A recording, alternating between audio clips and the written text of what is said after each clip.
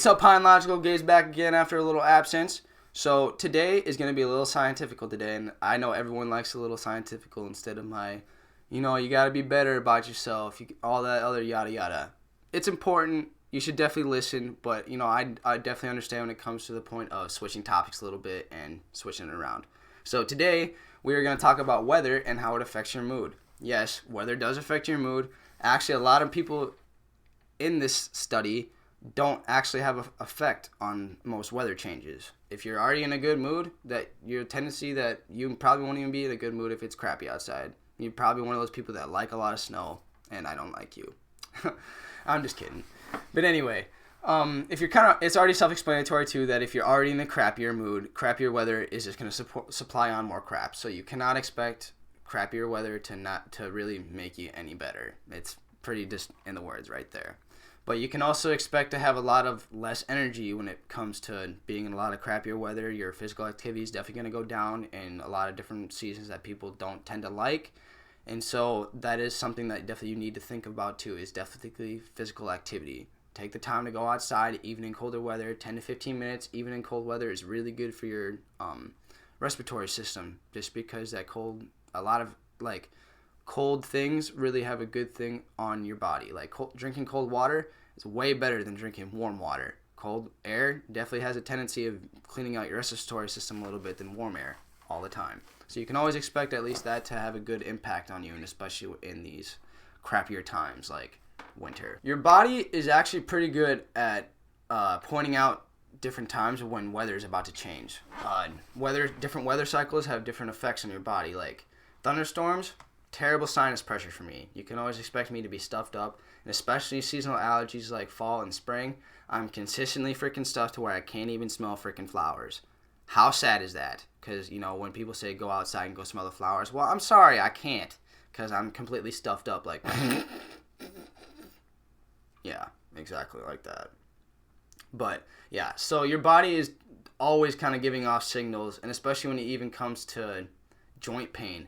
A lot of people experience it in their elbows and their knees. You can always expect to hear those old people say, "Ooh, I can feel that thunderstorm in my knees." And you just look at them okay, do you got some magical knees or something? I would like to know what the temperature is going to be tomorrow. I really wish that they would do that. And especially in daylight savings time, especially when you're gaining that hour or you're losing that hour, that definitely does have a tendency on your body. Your sleep cycles alter. Sometimes I can't sleep when it comes to being in the winter because it's nighttime at 5 o'clock, and some people are already feeling tired at 9, and I'm wide awake. I'm a night owl, so I'm consistently up throughout most of the night, but I'm obviously making sure that I go to bed so I can at least get up, because otherwise I feel like I don't do anything. But yes, sleep cycles alter, especially when the shorter and longer days. That definitely has a damper, and especially when it comes to colder weather, physical activity does tend to go down, if I said that before. But yes, you can always expect your physical activity to be lessened in the winter because you constantly want to be indoors at home doing nothing.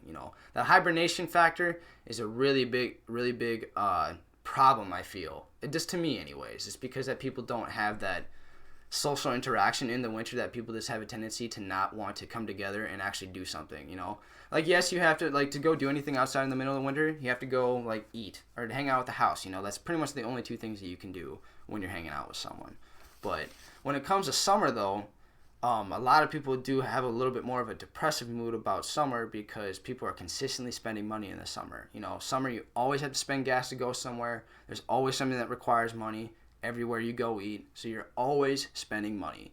And that definitely has a damper on people about some of the summer times because not a lot of people like to experience that. So you can always expect to kind of have a little bit more weight on your scale during the winter because a lot of people go to suppress their depressive mood with food. And that kind of usually tends to happen really at any kind of season. It doesn't really always just happen in the winter, but you can always expect at least a majority of the people to have a little bit more of a weight factor in the winter. Just a little bit. Now we're going to move on to a little bit of a section I feel that's important. Heat is kind of its own little thing. People tend to have a little bit more of a discomfort and agitation in extreme heat and also in extreme rain, like Oregon, Maine, or any place that's really affected a lot of rain, even South Asia, since Asia's always affected by rain and stuff like that because they have a really humid climate. But the rain obviously the rain and the heat brings discomfort and agitation, as I said, so you can always expect, at least surprisingly, a little bit more of a crime rate in those type of freaking weather situations, especially in bigger cities. Everyone's cramped. You can't really. There's always people around you, so heat always brings that agitation and discomfort. So gun violence definitely increases. Pretty much robberies, any other crime related like that, and especially even rape. Yes, I know that's kind of weird, but yes, that is a really big factor. But when it comes to winter actually does tend to have a downfall to that. There's a lot of lower crime rate, all that stuff in the middle of winter because I'm assuming it's cold and no one wants to go out to go rob a bank. I mean, there's probably been crazier stuff that's happened, but usually that's just the kind of a study, and I would kind of believe that a little bit because not a lot of people are really going to try to risk themselves in the middle of winter. You never know, like I said. But heat does also have a tendency of having the suicidal thoughts a little bit, just a little, because especially for work factors, if you're consistently working outside, people look towards that indoor time in winter. And that's why a lot of people don't like enjoying summer because they know they're going to be consistently outside, completely discomfortable all the time. Discomfort, not discomfortable. Whatever the heck that was. But yes, you can always expect at least heat to have a little bit of a damper on people too, instead of always kind of being upper. I like my warm days. I don't really like cold, but I can definitely feel that too, and especially when it comes to really hot days that I'm consistently sweating, I just feel like I can't get freaking cold at all, so I'm just constantly agitated. So I do feel that in any factor. I mean, unless you just got anger problems. And so this will just be my last part too, is obviously the depressive and suicidal tendencies that kind of tend to develop in all these seasons. Like I said, heat does kind of have a damper on your mood a little bit. It just kind of depends on where you are. Regulated areas for climate are kind of okay for this factor because if you're consistently in like nice weather and mild cold fronts, then you'll be okay. And so it's the same thing with like nice cold weather and mild warm fronts, then you like most of your mood won't be affected by this. But suicidal tendencies do tend to happen a majority in surprisingly the fall and spring, because the change of seasons actually have a really big impact apparently on people's mental state when it comes to transferring to different seasons, and some people don't really like that. But there is a big portion of this that is involved in winter because when it comes to not having any social interaction, people do feel lonely, just because and kind of people really get in their head in the winter. I feel you're just consistently worried about something that's just eating the back of your head just in the middle of winter. And I can definitely see that on impact a lot of my family, a lot of my friends. And that's why definitely take the time to support people in the winter and be positive. Winter and all these cold times are not really the best time to just bring people down. Be positive with other people. Be positive about yourself, and especially when it comes to body health, definitely take the time to actually analyze yourself, and especially in the specific type of weather changes, look at how it might affect your mood.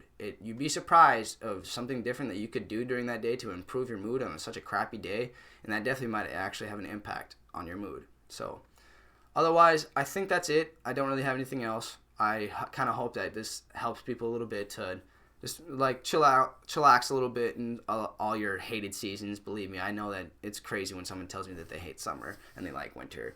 But where I got these topics, most of them were based on studies in some other countries and also in the United States. But where I got them was from Bustle. Yeah, I know. It sounds like busty. It makes it sound very sexual. Maybe it's just me, but whatever. PsychCentral.com. Since obviously this is actually the one place that I look for a lot of my mentality stuff, just because that I'm always into that stuff. If that actually were to be one thing I would definitely study, it would be psychology, but I feel like I wouldn't be able to have a social life if I was a psychologist, because you're consistently analyzing everything, which I already do anyway, but I'm not as like picky as a psychiatrist would be, you know. WebMD, I don't really know if that's really like the best place, but I have heard that it's a little bit more better than some other websites. And then HuffPost, I don't really know if that one is a really viable website. It might be a little off-put because I have seen some weird topics on there that don't really make sense to me. But how thorough this topic is, I would assume that it would be at least a decent study to go look at. So yeah, Bustle.com, Psych Central, WebMD, and HuffPost, and that's pretty much where I got all of my info. But otherwise, I hope you guys liked it. Like I said, be positive with each other. Just don't be negative at all in the winter, and I think you'll be okay. That's not really a good excuse. I know you guys can try a little bit, but yeah. Have a good night. I will be posting a new video, like I said earlier, about that subject that I said. And I hope you guys have a great night, and I will be posting a new video soon. Like, comment, subscribe, share.